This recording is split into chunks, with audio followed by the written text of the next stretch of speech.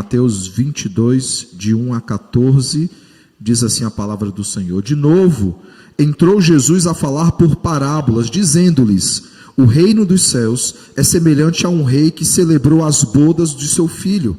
Então enviou os seus servos a chamar os convidados para as bodas, mas estes não quiseram vir. Enviou ainda outros servos com esta ordem: dizei aos convidados: eis que já preparei o meu banquete. Os meus bois e cevados já foram abatidos e tudo está pronto. Vinde para as bodas. Eles, porém, não se importaram e se foram, um para o seu campo, outro para o seu negócio. E os outros, agarrando os servos, os maltrataram e mataram.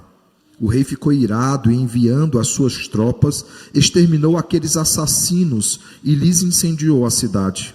Então disse aos seus servos: está pronta a festa, mas os convidados não eram dignos. E depois para as encruzilhadas dos caminhos, e convidai para as bodas a quantos encontrardes. E saindo aqueles servos pelas estradas, reuniram todos os que encontraram, maus e bons, e a sala do banquete ficou repleta de convidados.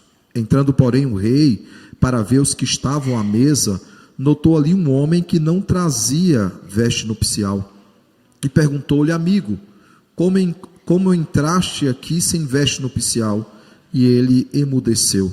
Então ordenou o rei aos serventes: amarrai-o de pés e mãos, lançai-o para fora nas trevas, ali haverá choro e ranger de dentes, porque muitos são chamados, mas poucos escolhidos. Oremos ao Senhor.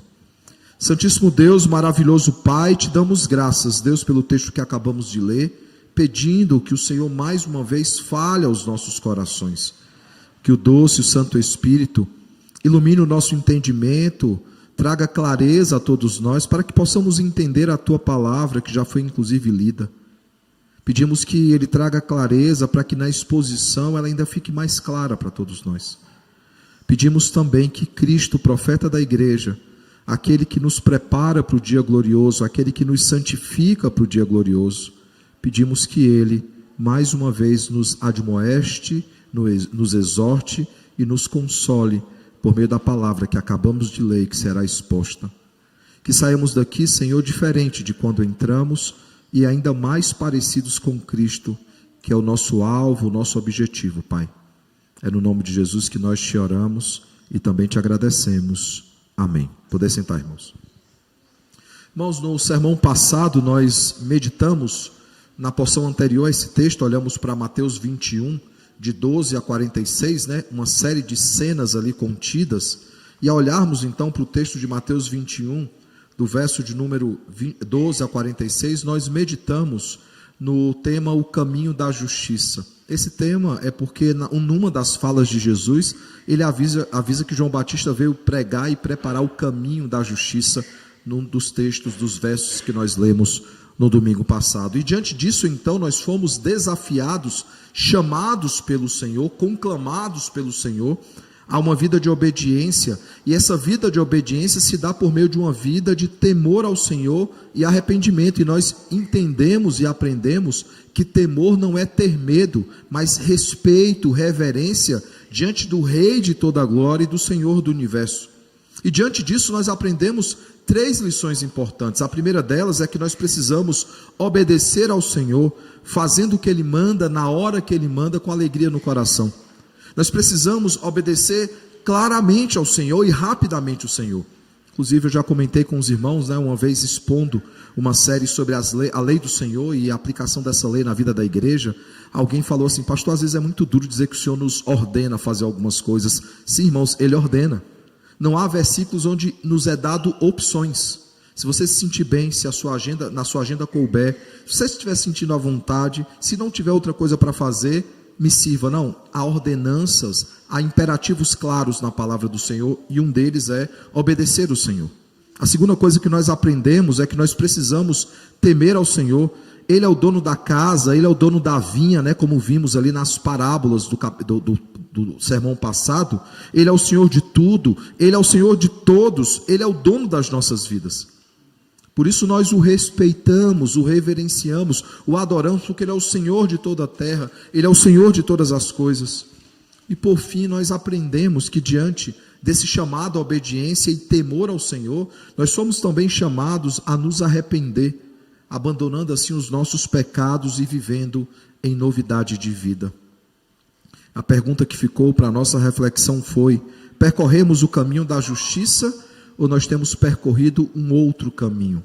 Bem, irmãos, hoje nós meditaremos no tema outra parábola sobre o reino, porque há várias parábolas em Mateus, e nós ainda nem começamos a sequência das parábolas, porque até então Jesus está soltando uma ou outra parábola, mas nós perceberemos, irmãos, que a partir do capítulo 23 e o capítulo 24, quando ele falará sobre o reino, ele vai começar a fazer várias aplicações por meio de parábolas. No capítulo 24 há várias parábolas, no capítulo de número 25, muitas outras parábolas. Então ele ainda nem começou ainda, ele está aquecendo os motores para isso. E hoje nós vamos meditar sobre uma outra parábola sobre o reino. E nessa meditação, irmãos, nós teremos por base o texto que nós lemos essa manhã. Nós temos diante de nós uma parábola bem interessante. Nós temos estimulado os irmãos, e eu sei que hoje nós estamos na era dos smartphones, era eletrônica, até das projeções. Nós nos acostumamos a acompanhar a leitura bíblica pelo celular, nos acostumamos a acompanhar a leitura bíblica, inclusive pela projeção. Mas é muito interessante ter a Bíblia física. Por quê? Porque se você tiver com a Bíblia física na sua mão, você vai perceber que essa parábola, ela só é registrada por Mateus. É uma parábola que não está nos outros evangelhos. E há uma discussão sobre isso, porque há quem sustente que a parábola de Mateus é a mesma parábola de Lucas, capítulo 14, verso 16 ao 24, que é chamada a parábola da grande ceia. Mas há diferenças significativas nas duas histórias. Nós temos percebido isso, né, irmãos? Há passagens que Mateus registra, que há histórias parecidas em outras passagens, mas há diferenças significativas, deixando claro que foram momentos diferentes. Há poucos paralelos verbais, ou seja, que você lê e fala, cara, esse texto aqui é aquele mesmo texto com algumas diferenças. Há diferenças que são significativas, claramente se tratam de parábolas diferentes para contextos diferentes. Isso é muito claro quando você lê as duas parábolas. E perceba, Cristo, como o mestre habilidoso que ele adapta uma linha de raciocínio, irmãos, para toda ocasião, seja falando para uma multidão, seja falando para um grupo menor, seja falando para religiosos, para os fariseus, para os saduceus, para os escribas, para os anciãos do templo. Ele tem algo a ensinar, como acontece essa noite. E a parábola de hoje, ela se divide então em duas partes. A primeira parte está aí do verso de número 1 ao versículo de número 10, quando ele continua a temática que ele já vem tratando no texto passado, quando ele vai falar da rejeição de Israel, aqueles chamados herdeiros do reino, né? E a entrega desse reino a outros servos. Como nós vemos aqui, ele passa a convidar vários grupos, e esses grupos decidem não atender o chamado. Ele diz então para os seus servos, vai nas encruzilhadas e chama todo mundo para participar.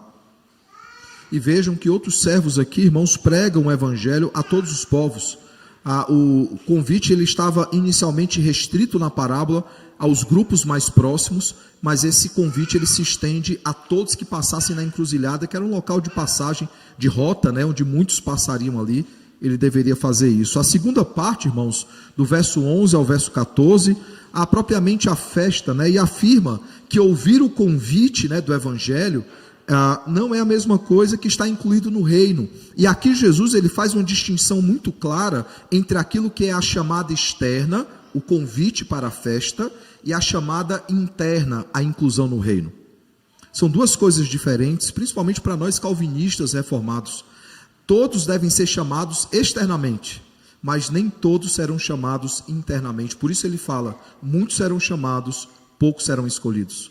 A chamada externa é para todo mundo. A chamada interna é somente para os eleitos. Somente os eleitos atenderão ao chamado irresistível.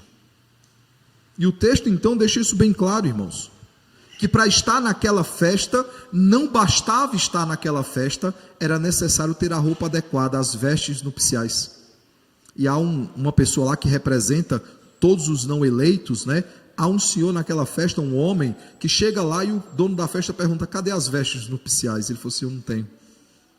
Ele manda assim: expulsa. E é interessante que a expressão usada aqui é lança, né? Ali haverá, lança nas trevas, ali haverá choro e ranger de dentes, uma menção muito clara ao inferno. O fato, irmãos, é que essa parábola ela tem ensinos bem importantes para nós, ensinamentos fundamentais para a igreja. Olhando especificamente então para ela, para a parábola dessa noite, ao contrário, né, dos momentos anteriores, aqui Jesus ele contesta, mesmo que não haja uma pergunta. Nos momentos anteriores, perguntas foram feitas, e aí ele respondeu contestando o ensino daquelas pessoas. Agora ele não está sendo perguntado sobre nada, ele simplesmente contesta. E eu uso a palavra contestar, irmãos, porque a tradução no original caminha nesse sentido. Nós temos na tradução na nossa mão dizendo o seguinte: de novo entrou Jesus a falar por parábolas, dizendo-lhes. O mais próximo do original seria: Jesus os contestou e lhes falou novamente em parábola, dizendo. Por que é importante percebermos essa nuance no texto? Porque esse texto, a forma como é colocado no original, que é o que importa para nós, ele liga com aquilo que Jesus já está tratando no capítulo de número 20 e 21. É se como Jesus a si mesmo, já tendo ensinado aqueles, ele deseja ensinar ainda algumas coisas. E é interessante, irmãos, ele ter essa contestação, principalmente diante da postura dos seus adversários. Vamos lembrar os 2 últimos versos do capítulo 21, só para vocês entenderem em que pé está a conversa entre Jesus e os seus opositores. O verso 45 diz: os principais sacerdotes e os fariseus, ouvindo estas parábolas, entenderam que era a respeito deles que Jesus falava. Ficou muito claro, pelo que Jesus explicou das parábolas, que ele estava falando dos fariseus. E aí continua dizendo: e conquanto buscassem prendê-lo, temeram as multidões, porque estas o consideravam como profeta.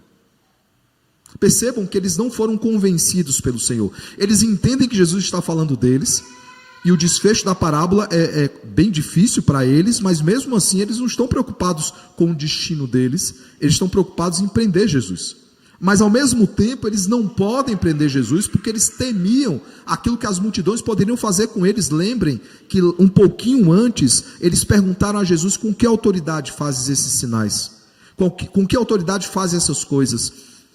E eles esperavam que Jesus dissesse com a autoridade vinda do céu, porque ao dizer isso e dizer que ele era o Filho de Deus, ele poderia ser preso por blasfêmia. E aí lembrem que Jesus ele responde com outra pergunta. Ele diz o seguinte: eu respondo para vocês se vocês responderem uma pergunta que eu tenho para fazer. João Batista, com que autoridade ele fazia os sinais dele? Por meio da autoridade dada por Deus ou autoridade dada por homens? E o texto diz que os fariseus, mesmo achando que não era com autoridade vinda de Deus, eles temiam a resposta. Por quê? Porque se eles dissessem que era autoridade vinda por Deus, Jesus perguntaria: e por que vocês perseguiram João Batista? Mas se eles respondessem que era autoridade vinda de homens, eles arrumariam um problema com a multidão. E o texto diz que o seguinte: eles não responderam que era autoridade vinda de homens, porque eles temiam o que a multidão podia fazer com eles. Veja que o temor ainda existe, irmãos, e nós vimos que eles têm todo o pudor, todo o temor com as multidões, com os ensinos de Jesus. Eles querem combater, mas eles não combateram a venda do templo, que foi o texto inicial do domingo passado. A casa de oração que havia se tornado covil de salteadores, casa para roubo, né? Eles não haviam contestado.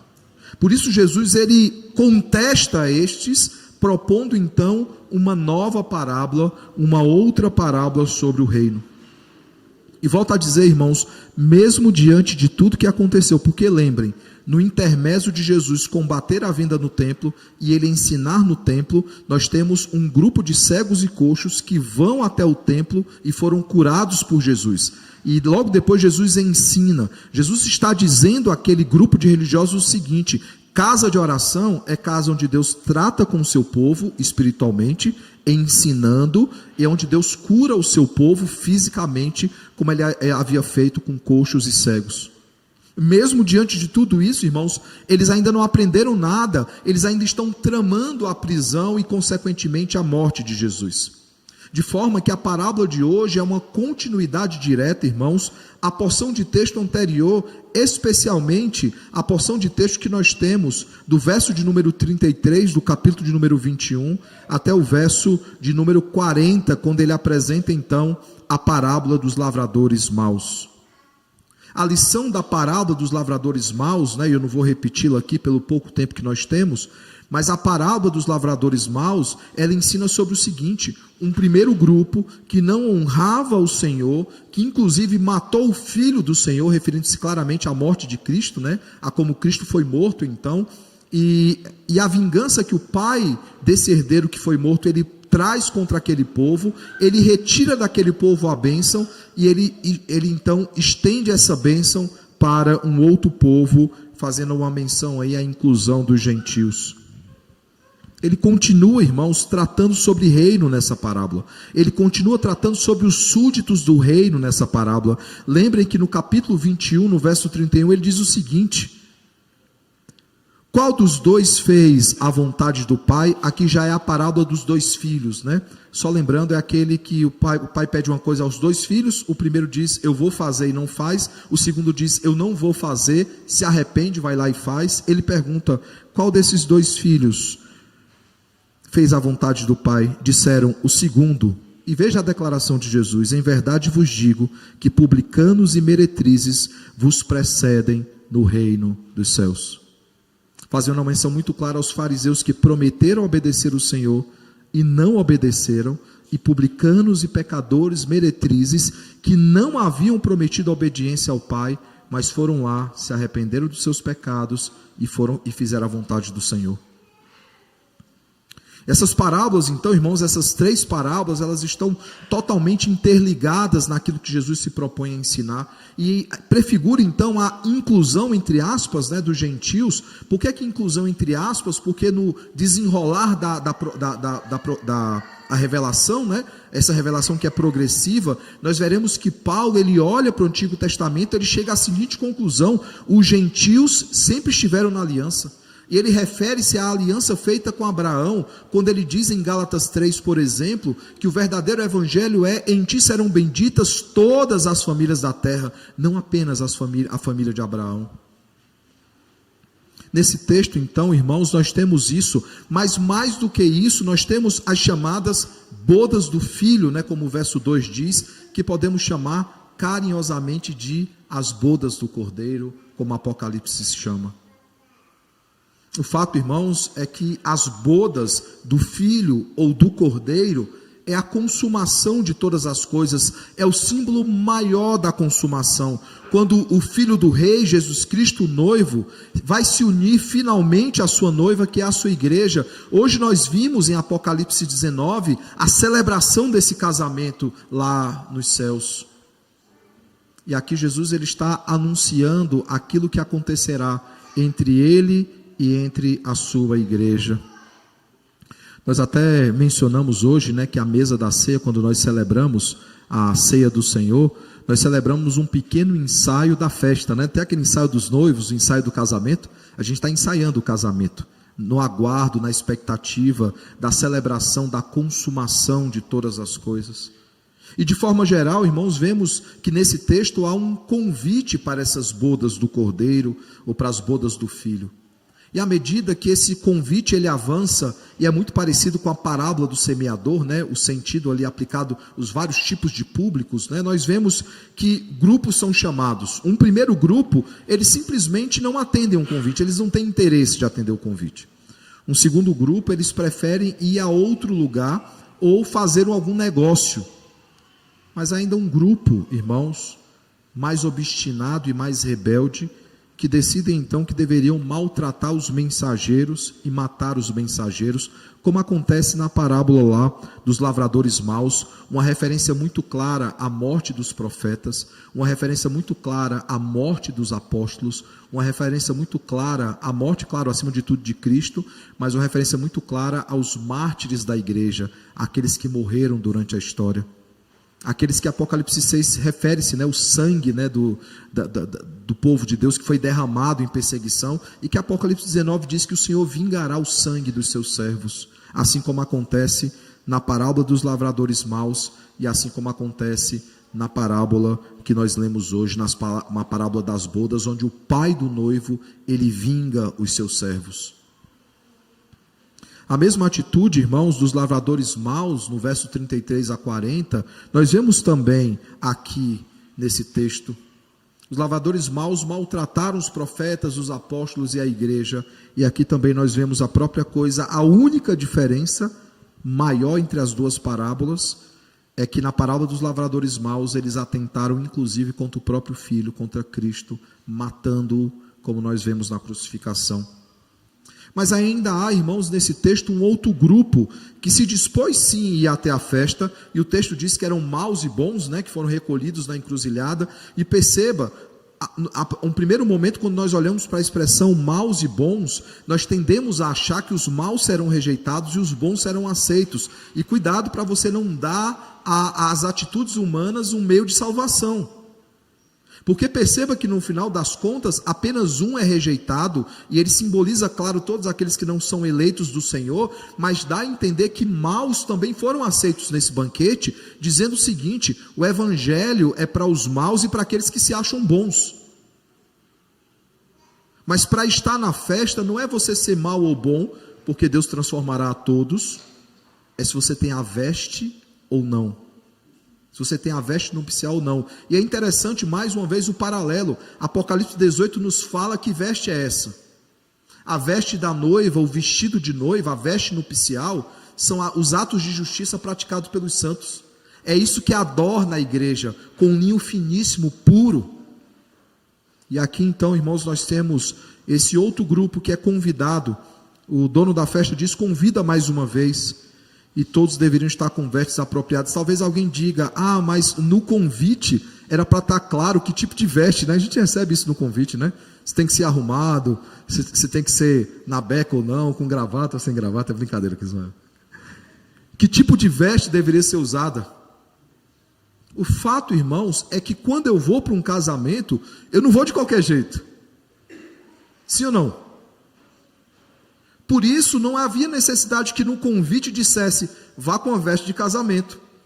Tanto que quando Jesus ele argui e diz o seguinte: amigo, como entraste aqui sem veste nupcial? E ele simplesmente emudeceu. E parece contraditório que aquele que queria que todo mundo fosse convidado dissesse: ó, convida todo mundo na encruzilhada, a festa está pronta. Parece contraditório ele chegar a mandar amarrar o cara pelos pés e pelas mãos e jogar para fora da festa. Mas não, irmãos, a veste nupcial torna o convidado digno. E eu uso a palavra digno porque lá atrás ele diz o seguinte: aqueles convidados que recusaram o convite, eles não são dignos do convite, eles não são dignos da festa. O fato, irmãos, é que nós vemos que essa parábola, então, ela conclui mostrando o destino eterno daqueles que estão fora de Cristo ou não têm as vestes apropriadas, vestes estas que o próprio Cristo nos dá quando nos salva. Antes de avançarmos um pouco mais e olharmos para os pontos dessa noite, é importante perceber alguns detalhes que estão contidos nesse texto e que são importantes para as lições que nós iremos ouvir e para as aplicações que nos serão dadas. A primeira coisa, irmãos, é que diferentemente de muitos lugares, aqui no verso 4 e no verso 8, nós veremos que a festa já está pronta quando os convites foram feitos. Normalmente nós convidamos antes da festa. Normalmente chegamos em alguma festa e a comida não está pronta. Isso às vezes é até motivo de chateação ou reclamação. Mas agora nós vemos que nessa festa em especial, a comida já está pronta, ou seja, a festa já está pronta, independentemente de convidados, nos lembrando claramente, irmãos, que as bodas do Cordeiro não é uma festa que será preparada, essa festa já está preparada e aguarda os seus convidados. Segunda coisa, os convidados iniciais, eles não eram dignos, eles não mereciam a festa. O verso 8 enfatiza isso. Eles não mereciam a festa. Eles não mereciam aquela celebração. Alguém pode perguntar por que foram convidados? Lembra, irmãos, o convite ao evangelho, a chamada externa, é para separar aqueles que são o joio do trigo. O evangelho só é efetivo, a chamada interna, naqueles que são eleitos. Nos que não são eleitos, eles não responderão ao chamado, porque eles foram postos para a ira, e a ira de Deus permanece sobre eles, como nós vemos em João 3,36. A terceira coisa que é importante também, irmãos, é que nós vemos que o rei, ele puniu aqueles que maltrataram, que mataram os seus mensageiros e que se levantaram contra o seu filho. Isso está no verso 7. Uma menção muito clara, anterior, claro, mas já antecipando aquilo que é descrito em Apocalipse 19, quando Deus, ele exaltará o seu povo e ele condenará aqueles que não são parte do seu povo. Há ainda outros detalhes que eu gostaria de explorar, olhando especificamente para o verso 9 ao verso 14, e perceba, eu tive a preocupação já de elencar algumas coisas até o verso 8, mas eu queria ainda mais olhar para o verso 9 e o verso 14, a segunda parte dessa parábola, e tirar delas preciosas lições e também aplicações importantes para a nossa vida. Eu pergunto, quais são as lições desse texto? O que é que esse texto traz para nós como ensinamento? A primeira coisa, irmãos, o texto nos ensina sobre o cumprimento da missão. O texto nos ensina sobre o cumprimento da missão. Veja o verso 9 e o verso 10 do texto, irmãos. E depois para as encruzilhadas dos caminhos, e convidai para as bodas a quantos encontrardes. E saindo aqueles servos pelas estradas, reuniram todos os que encontraram, maus e bons, e a sala do banquete ficou repleta de convidados. Os servos de Deus, irmãos, e nós somos servos do Senhor, recebem uma missão muito importante, de oferecer o evangelho a todas as pessoas, e mais uma vez não confundam chamada externa com chamada interna. Nós somos conclamados a pregar o evangelho a toda criatura. Pastor, mas Deus tem seus eleitos, mas nós não sabemos quem são os eleitos do Senhor. E não se enganem, irmãos, não se enganem. A ênfase nos bons e nos maus aqui no texto é bem simples. Às vezes, nós temos colegas de trabalho e nós classificamos esses colegas de trabalho, ou colegas de universidade, ou pessoas que são nossos vizinhos. Nós separamos entre maus e bons. E nós olhamos para esses dois grupos e pensamos, eu vou pregar o evangelho para esse aqui porque ele vai aceitar. Mas eu não vou pregar o evangelho para aquele outro porque ele nunca vai aceitar. Esse aqui tem mais cara de crente. Fazemos ou não fazemos esse ranking, irmãos? O vizinho aqui da esquerda, ele parece ser mais apto para ir para a igreja. Esse da direita talvez não seja bem-vindo. E nós vamos escolhendo a quem nós devemos pregar o evangelho. E o texto combate isso fortemente. Ele diz, chama todo mundo para a festa. Bons, maus, traz todo mundo. E existe, irmãos, claro, mais uma vez, uma diferença gritante, abismal entre a chamada externa e a chamada interna. Porque a chamada externa, como nós já falamos, é o anúncio do evangelho. Nós anunciamos a todos os povos, enquanto a chamada interna é a ação do Espírito Santo. Nós podemos controlar, entre aspas, a chamada externa, ou seja, nós podemos escolher, entre aspas, onde vamos pregar, para quem vamos pregar. Eu digo entre aspas, porque não devia ter essa escolha, devia pregar o evangelho para todo mundo, em todo tempo. Mas a chamada interna, não há controle humano algum. A chamada interna depende, em dada medida, do homem, porque o homem é quem anuncia esse privilégio que até os anjos queriam ter. Mas a chamada interna, irmãos, é a ação do Espírito Santo, e ele chama internamente de forma irresistível. Porque para atender e entender a chamada interna, é necessário nascer de novo, como Jesus ensina a Nicodemos em João 3. Somente aquele que nasceu de novo consegue discernir de coisas espirituais. Quem não nasce de novo, irmãos, nunca discernirá de coisas espirituais, inclusive para recusar. Por isso, quando é perguntado ao homem do texto, diz o seguinte: cadê as vestes? Ele emudece, ele não tem o que dizer. E hoje há, dentro do evangelho mais moderno, esse problema, Claro, somos um grupo bem menor, os reformados, um grupo bem menor, os calvinistas, monergistas, bem menor. Mas há essa questão, principalmente naquilo que é chamado a ordem da salvação, a ordem salutis, né? Nós entendemos, reformados, que como a ação é toda da Trindade nas nossas vidas para nos salvar, Ele nos regenera para que sejamos convertidos. O grupo sinergista, né, chamado arminiano, eles creem o contrário. Eles creem que Ele primeiro nos converte para depois nos regenerar. Mas como alguém será convertido, ou seja, transformado, se ele ainda está morto em seus delitos e pecados? Por isso o texto enfatiza, irmãos, que não é por obra humana, não é por grupo específico. Deus, Ele vai separar aqueles que são seus.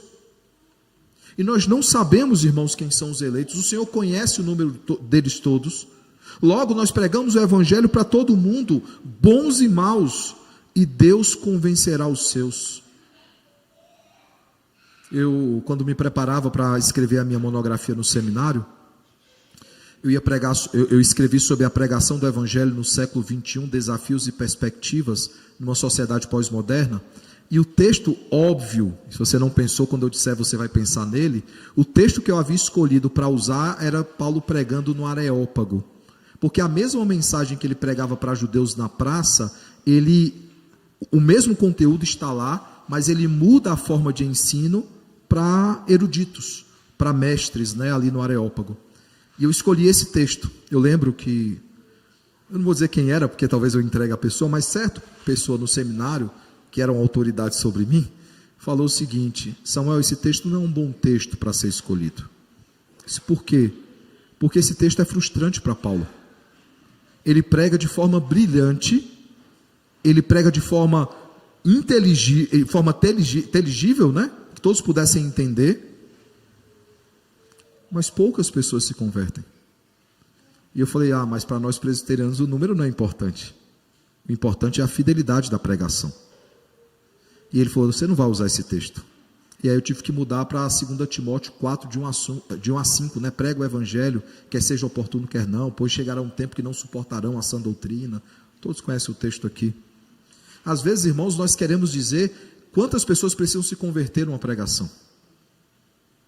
Nós queremos mensurar a qualidade da igreja, não pela fidelidade das escrituras, mas quantas pessoas se achegam àquela igreja. E aí nós teremos que dizer, por exemplo, que a IURD, que é a Universal do Reino de Deus, que para a Igreja Presbiteriana do Brasil é uma seita, ela é uma igreja bem sucedida, porque muita gente chega lá. Eu lembro de um missionário que foi pregar numa igreja presbiteriana, eu estava lá no momento, e ele contou com alegria que depois de 9 anos presente no meio daquela tribo, uma pessoa se converteu. E ele falou aquilo com alegria, com lágrimas nos olhos. Quando acabou o culto, o irmão da igreja chegou para mim e falou assim, pastor, uma conversão em 9 anos, isso é muito pouco. Eu olhei para aquele irmão e falei, e se a vontade do Senhor fosse não converter ninguém? Se a vontade do Senhor fosse apenas pregação para condenação e juízo? Nós não podemos dizer quais são os números daqueles que serão convertidos pelo Senhor. Isso não é papel nosso, é papel do Espírito Santo. O nosso papel, a nossa missão que nós precisamos cumprir é o ide, pregar o Evangelho a toda criatura. Discipular, ensinar quando necessário. E sabe, irmão, se hoje, de alguma forma, o Senhor nos revelasse, isso não vai acontecer porque não há revelações nos nossos dias, mas se de alguma forma chegasse para nós a informação do seguinte: a partir de agora não há mais salvação porque todos os eleitos já foram salvos. Ainda assim, nós precisávamos pregar o Evangelho a toda criatura, porque nós não pregamos o Evangelho para converter pessoas, nós pregamos o Evangelho porque é nossa missão, e nós pregamos o Evangelho para que Deus seja glorificado em nós e através de nós. Esse é o nosso papel. O nosso papel é glorificar o Senhor, e nós glorificamos o Senhor pregando o Evangelho a toda criatura, anunciando a obra de Cristo nas nossas vidas, o casamento glorioso entre Cristo e a sua igreja. Isso nos leva, irmãos, ao segundo aspecto importante desse texto. Esse texto não ensina apenas sobre a nossa missão, ele ensina sobre a veste apropriada, né? A veste que foi dada pelo próprio Cristo. Vejamos o que é que nos diz no verso 11 e o verso 12. Entrando, porém, o rei, e o rei aqui é o Deus Pai, né? Está muito claro no texto. Entrando aqui, porém, o rei, para ver os que estavam à mesa, notou ali um homem que não trazia veste nupcial. E perguntou-lhe: amigo, como entraste aqui sem veste nupcial? E a resposta dele foi: e ele emudeceu. Lembremos, irmãos, que a chamada externa não garante a chamada interna. Por isso que muitos serão chamados e poucos escolhidos. Esse homem aqui, irmãos, não trazia, e lembrando, não é um homem apenas, ele simboliza um grupo. Esse homem aqui não trazia a veste nupcial. E quando ele é questionado a respeito disso, ele emudece. Por quê? Porque é o retrato fiel daquele que se opõe a Cristo. Quando confrontado, ele não tem o que responder. Ele não tem como contestar. E talvez alguém se pergunte: que veste nupcial é essa, pastor? Veja Gálatas 3:27. Gálatas 3:27 diz o seguinte: porque todos quanto fostes batizados em Cristo, de Cristo vos revestistes. Ou seja, ele tirou uma veste antiga que nós tínhamos e ele nos deu uma nova veste. Em Efésios capítulo 5, verso 25 a 27, que nós olhamos essa manhã, ele diz que Cristo é quem nos purifica, Cristo é quem nos veste, Cristo é quem nos adorna. Para quê? O texto diz: para nos apresentar a si mesmo igreja gloriosa, sem mácula, sem ruga, nem coisa semelhante, porém santa e sem defeito. Ou como nós vimos lá em Apocalipse 19, né? Uma roupa belíssima que nos foi dada pelo próprio Cristo. Ou até mesmo Apocalipse capítulo de número 7, né? Que diz que estas vestes foram lavadas e alvejadas no sangue do Cordeiro, ou seja, uma veste apropriada. Essa veste, irmão, só será dada àqueles que são chamados de santos pelo Senhor, aqueles que fazem parte da multidão que não se pode contar, os eleitos do Senhor, a igreja do Senhor.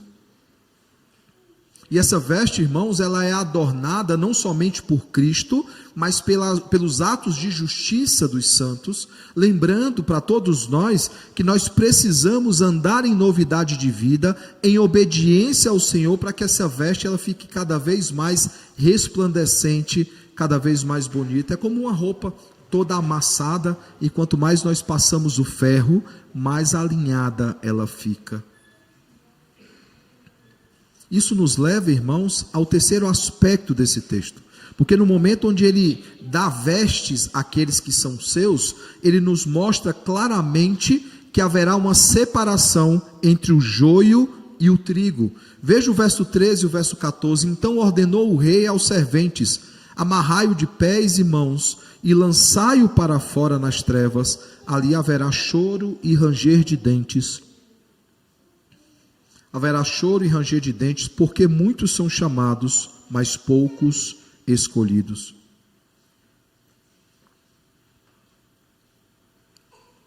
Interessante porque, claro, quando eu leio essa expressão, todos lembram de Apocalipse. É interessante porque Jesus já vem tratando sobre esse tema durante todo o Evangelho de Mateus, né? Durante todos os seus ensinos. Vejam aí Mateus, capítulo 8, os versos de número 11 e 12.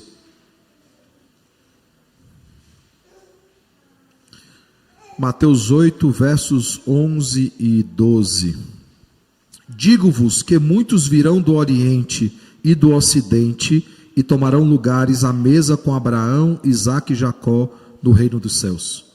É muito parecido com um banquete que nós temos essa noite, né? No texto dessa noite. Ele continua dizendo: ao passo que os filhos do reino serão lançados para fora nas trevas, ali haverá choro e ranger de dentes.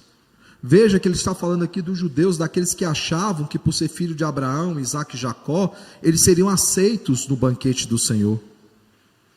Mas eles não são aceitos por causa disso, eles precisam ter as vestes apropriadas. No texto de hoje, irmãos, nós temos a descrição muito clara do inferno, né? O destino daqueles que morreram ou morrerão sem Cristo. Tanto judeus como gentios são chamados externamente, bons e maus, grandes e pequenos, mas somente os eleitos estarão presentes, irmãos, no banquete das bodas do Cordeiro. Somente os eleitos receberão as vestes apropriadas para aquela festa. E essa eleição, irmãos, não depende de um mérito próprio, justamente porque o texto diz que foram chamados maus e bons, ou de qualquer ação prévia. Pois aqueles irmãos que se auto-escolhem e acham que em si mesmo há mérito, eles são jogados para fora, como vemos em Mateus 8.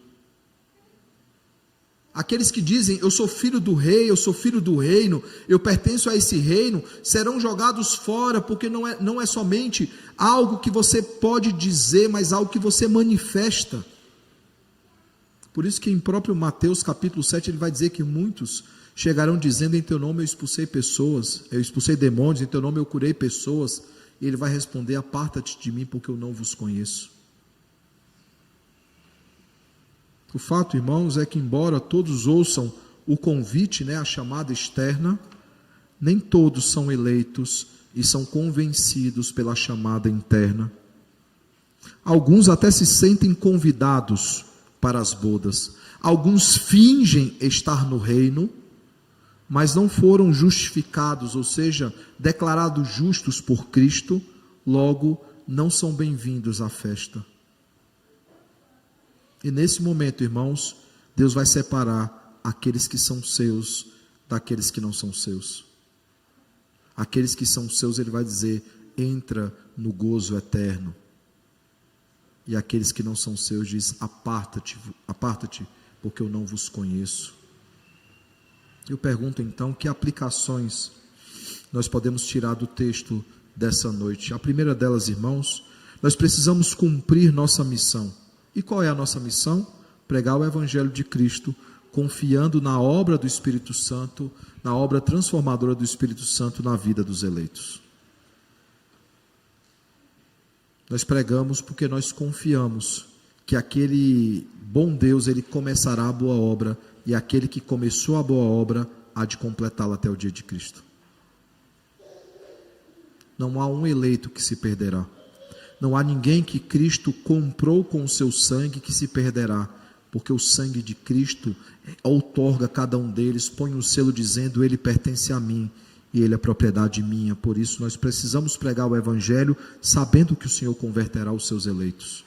Segundo, nós precisamos viver em santificação, sabendo que o Senhor está nos preparando para o dia glorioso, para as bodas do Cordeiro, e para isso, irmãos, Ele está nos vestindo com vestes nupciais para as bodas do Cordeiro. Ele está nos preparando, Ele está nos adornando, nos alinhando, o linho finíssimo, puro, resplandecente. Ele está nos preparando para o dia glorioso, e essa preparação parte da nossa santificação.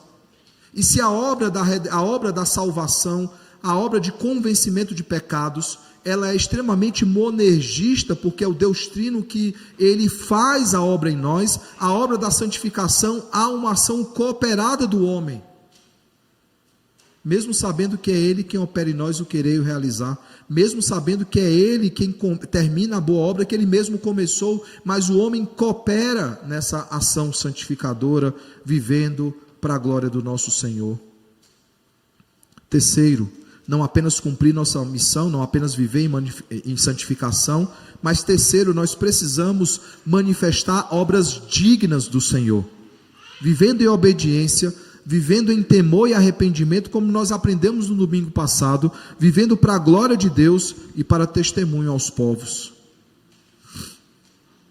Lembrem que aqueles que foram rebeldes ao Senhor, a resposta do dono lá da festa, do pai do noivo eles não eram dignos.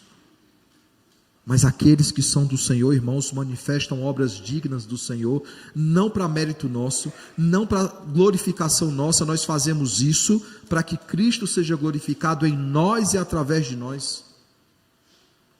Nós precisamos, irmãos, manifestar obras dignas do Senhor. As obras, elas não são meio de salvação, elas são meio de santificação e manifestação de salvação. Aqueles que são do Senhor manifestarão obras dignas do Senhor, ou seja, terão as vestes apropriadas. Como é que o dono da festa distinguiu aquele que era um intruso? Não foi só por conhecer o coração, se ele era bom, se ele era mau. Sabemos que Deus conhece corações. É por aquilo que ele aparentava, ele não tinha as vestes apropriadas. Essa veste apropriada, irmãos, é o sangue transformador de Jesus Cristo, que nos alveja, nos lava os nossos pecados e nos torna resplandecentes nesse mundo. Efésios 2, trata, dizendo, o 8 e o 9, que a salvação não é por obras nossas, para que não haja em nosso coração orgulho, né? Nós somos salvos pela fé, né? Por graça mediante a fé, isso não vem de vós, é dom de Deus, para que não vos glorie. Mas no verso 10 ele diz o seguinte: por mais que a salvação não seja por mérito humano, mas por mérito do Senhor, ele conclui dizendo o seguinte: pois somos feitura dele, criados em Cristo Jesus para as boas obras, nas quais Deus de antemão nos preparou para que andássemos nelas. Aqueles que andam no Senhor, andam de modo digno, manifestam obras dignas do Senhor. Por isso eu pergunto, irmãos, nós vivemos de modo digno? Essa é a pergunta da nossa reflexão semanal. Nós vivemos de modo digno? Que o bom e eterno Deus, irmãos, nos ajude a cumprir o nosso papel.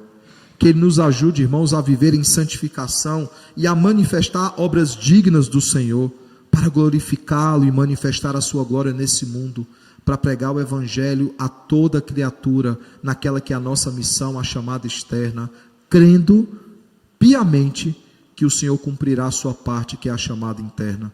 Que o Senhor nos use para a sua glória, que o Senhor nos use como instrumentos de proclamação e de transformação, que sejamos sal e luz nessa terra, que sejamos mensageiros de Cristo, anunciadores do reino, embaixadores do Rei. Que o Senhor nos ajude a viver em obediência a Ele.